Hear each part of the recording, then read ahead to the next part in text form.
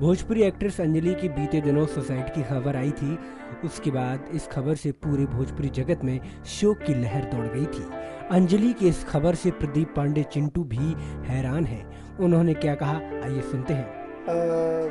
अंजलि जी काफ़ी उम्दा कलाकारा रही हैं, अदाकारा रही हैं हमारे भोजपुरी इंडस्ट्री की। मैं शूटिंग कर रहा था, अचानक से न्यूज़ आई कि अंजलि श्रीवास्तव जी नहीं रही।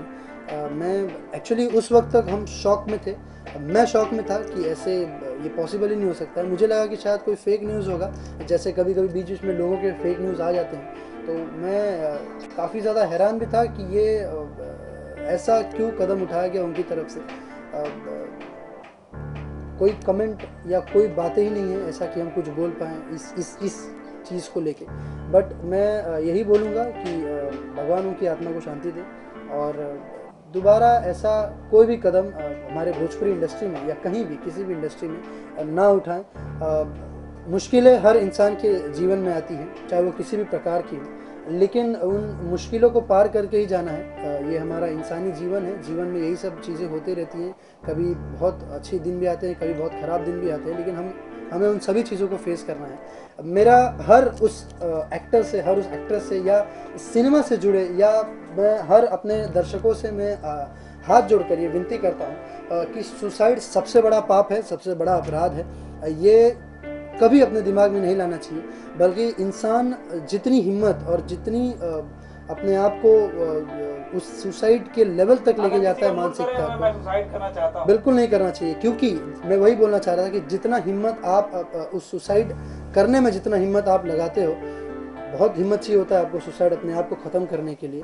जितनी हिम्मत आप उस चीज़ में लगाते हो, अगर उसका 3% भी आप अपने उस मुश्किल की तरफ लगाओगे, मेरा दावा है कि वो मुश्किल पार हो जाएगा और बहुत अच्छी तरीके से पार प्रदीप होगा। जी, आप क्या मानते हैं कि सुसाइड जो है या आत्महत्या जी, समस्याओं का हल है? बिल्कुल मुझे नहीं। ऐसा लगता है कि जहाँ आत्महत्या करता है जी, व्यक्ति, जी, वहीं से समस्या और खड़ी हो जाती है। ये आपने एकदम सही कहा है।